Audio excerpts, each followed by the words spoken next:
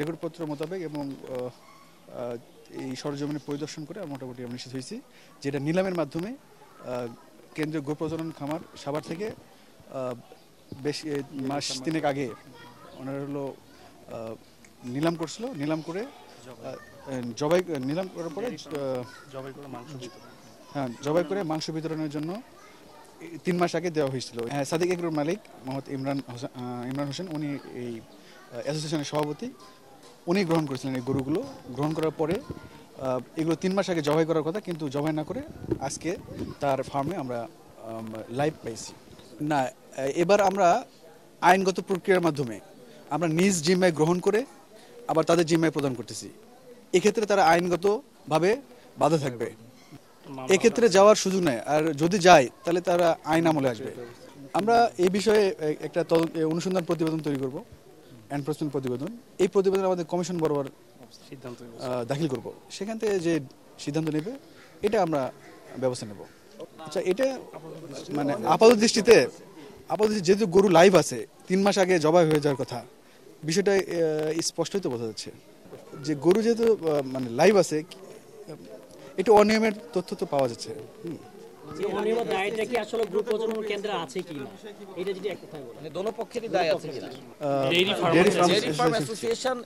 নিলামে কিনে নিয়েছিল, মাংস বিক্রি করার নিলামে কিনে নেয় না, তাদেরকে দায়িত্ব দেওয়া হয়েছিল। হ্যাঁ, তাদেরকে হলো কালীন কমিটির মাধ্যমে তাদের নিকটে হলো এই গরুগুলো সরবরাহ করা হয়েছিল। এগুলো মানে জবাই করে ভ্রাম্যমাণ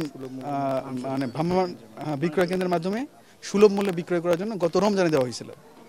কিন্তু সেই গরু মানে জবাই না করে তারা এখন পর্যন্ত জীবিত তার ফার্মে পাওয়া গেছে। এবং এই গরু তো কোরবানির সময়ও তারা বাজারেও তুলেছিল। হ্যাঁ, আমরা এমনি তো দেখছি বিজ্ঞাপনেতে।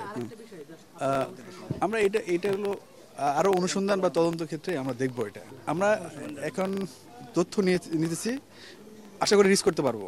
এটা ভ্রাম্যমাণ যে আমাদের বিক্রয় কেন্দ্র, মাংস বিক্রয় কেন্দ্র ঢাকা শহরে যেটা পরিচালিত হবে, সেইখানে এটা মাংস প্রস্তুত করে সেই জায়গাগুলোতে এটা সরবরাহ করবে। এটা আমরা তাদেরকে সরবরাহ করেছিলাম বুক ভ্যালু অনুযায়ী, অর্থাৎ তার লাইভ ওয়েটের যে মূল্য আছে তার সঙ্গে সরকারের যে ভ্যাট আইটি যুক্ত হয়ে যেটা মূল্য আসবে সেই মূল্য সে পরিশোধ করবে এবং বিক্রয় করব প্রতি কেজি মাংস 600 টাকা হিসাবে। আর তাহলে সেটা কত টাকা কেজি দরে কিনেছিল আপনাদের কাছ থেকে? এটা কি কেজি দরে বলা যায় অনুমান করে? 280 টাকা পার কেজি প্লাস এর সঙ্গে ভ্যাট আইটি যোগ হবে। না, দায়টা বলতে বিশেষ করে এটা জবাই করার কথা ছিল, যেহেতু এটা জবাই হয়নি, যার জিম্মায় এটা আমরা দিয়েছিলাম উনি এক্ষেত্রে সঠিকভাবে দায়িত্ব পালন করেনি।